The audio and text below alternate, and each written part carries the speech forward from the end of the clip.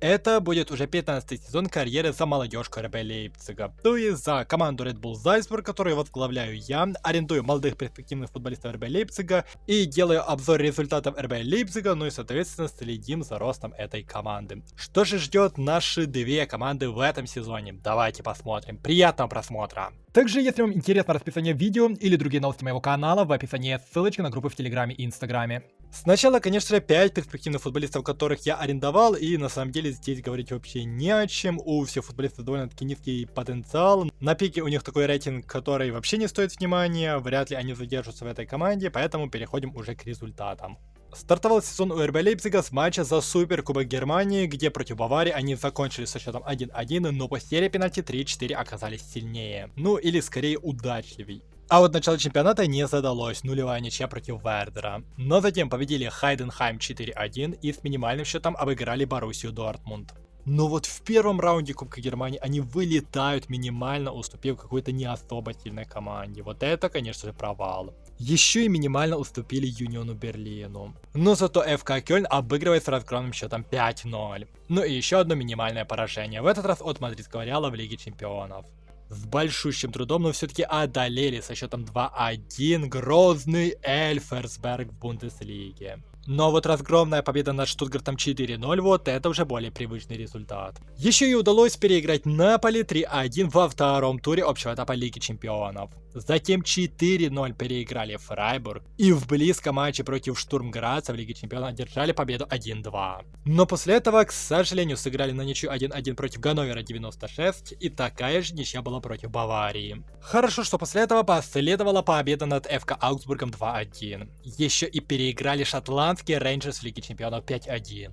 Но вот нулевая ничья против Майнца — это довольно разочаровывающий результат, после которого мы увидели 4-1 уверенную победу над Хофенхаймом. Еще и потеряли 2 очка в матче против Челси в общем этапе Лиги Чемпионов.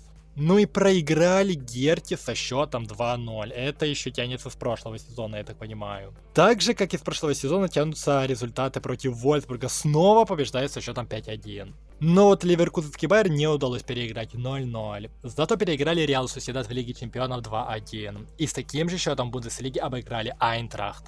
Ну и что это за приколы? Снова против Вердерского Бремена ничья 0-0. В довольно тяжелом матче удалось переиграть сербский Партизан 3-2. И снова победили Хайденхайм 4-1 в Бундеслиге. Так же, как и минимально переиграли Дортмундскую Боруссию.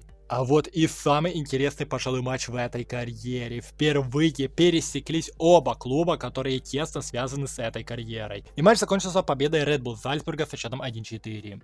Этот матч ознаменовал завершение общего этапа Лиги Чемпионов, где РБ Лейпциг, кстати, финишировал на 6-й строчке. Очень хороший результат.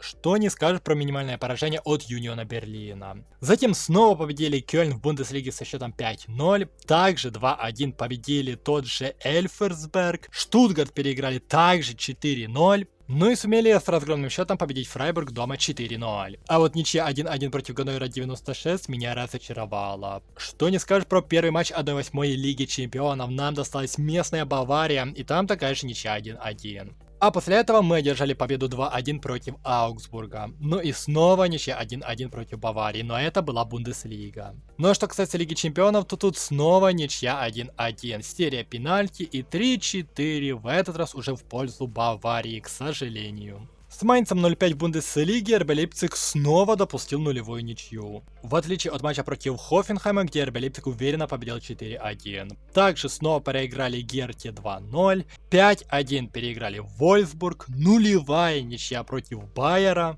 и победа 2-0 против Айнтрахта. По итогам этого сезона в Бундеслиге РБ Лейпциг финишировал, к сожалению, на 3-й строчке. Чемпионский титул защитить им не удалось. Сенсационно, кстати, Ливеркузенский Байер стал чемпионом, причем опередив Баварию аж на 6 очков. От них это довольно неожиданный результат. Но что касается забитых голов, то РБ Лейпциг разделил вторую строчку с Байером и Баварией по этому показателю. Но в плане обороны стали единоличными лидерами. Ну, хоть что-то хорошее.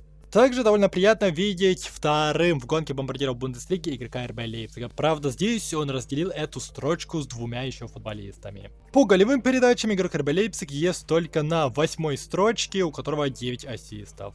Что ж, давайте вспомним, как выглядел состав РБ Лейпцига на момент начала этого сезона. А так, состав, если что, изменился. Средний рейтинг команды, к сожалению, все так же остался 84. Средний рейтинг стартового состава увеличился, теперь он 84,5. В прошлом сезоне было ровно 84. Если изучить каждую отдельную позицию, кто спрогрессировал, кто срегрессировал, то здесь получилось на плюс 5. Ну и целых 6 футболистов здесь есть из нашей условной молодежной академии. Это не рекорд, потому что однажды уже такое было, но все равно приятно. Что меня больше всего удивило, это то, что из той авантюры, о которой я вам упоминал несколько сезонов назад, не осталось ни одного футболиста в стартовом составе. При этом я их искал, и все эти 3 футболиста есть в составе РБ Лейпцига, но игра их еще больше убила по рейтингу, и в итоге они слишком слабы, чтобы попадать в стартовый состав. Спустя где-то несколько сезонов игра обратно их потянет, но, блин, это очень долго ждать. И далеко не факт, что за это время РБ Лейпциг их не продаст. Что же касается успеха в Red Bull Зальцбурга в Австрии, то здесь получился довольно-таки неоднозначный сезон в плане чемпионата, особенно потому, что мы просто в край провалились. Как Red Bull Зальцбург мог занять всего лишь 4-ю строчку в австрийской Бундеслиге, я, честно говоря, не понимаю. Отстали аж на 9 очков, и на самом деле у нас просто было катастрофически много ничьих. Я не знаю, почему это так работает.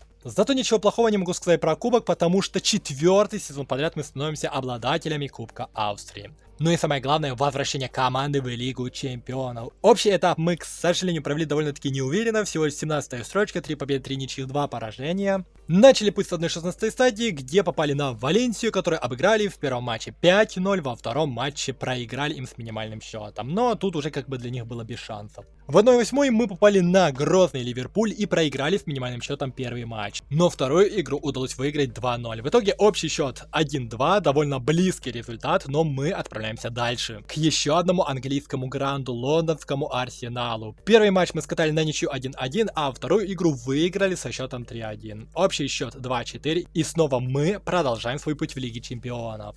В полуфинале довольно неожиданно увидеть итальянскую Рому, там, если что, еще итальянский Милан был. Первый матч мы выиграли 4-0, а второй матч проиграли с минимальным счетом. 1-4 общий счет, и снова Red Bull Зальцбург уже в 4-й раз в этой карьере будет играть в финале Лиги Чемпионов. Ну а в финале нас ждал Манчестер Сити. Это та самая команда, которую мы уже обыграли в финале Лиги Чемпионов как-то раз. И в этот раз мы повторили это достижение. Выиграли их со счетом 3-0 и тем самым стали снова обладателями Лиги Чемпионов. Плюс трофей за Лигу Чемпионов, плюс Кубок Австрии, а вот в чемпионате на фоне этого провал и 4-я строчка, это прям выглядит как-то очень позорно. Ну уж как есть. Больше всего меня разочаровал, конечно же, РБ Лейпциг. Главная проблема это все так же то, что игра убивает футболистов, которых я вывожу на пик. В итоге были в РБ Лейпцига игроки с топовейшим рейтингом, но игра все равно их сумела, скажем так, дисквалифицировать. После чемпионства Германии в прошлом сезоне занять всего лишь 3-ю строчку, вылететь в первом же раунде Кубка Германии, это, конечно, провал. И еще и закончили свой путь в 1/8 стадии Лиги Чемпионов. Больше всего меня смущают одинаковые матчи. Я думаю, вы сами это замечали по ходу этого выпуска, и в прошлых выпусках это замечал, то, что у нас с одними и теми же командами просто одинаковые счеты. Мы дважды Дортмундскую Боруссию 1-0 переиграли, 2 раза нулевая ничья с Байером, Хоффенхайм 4-1, Хайденхайм 4-1, 5-1, Вольсбург, какие там еще были матчи?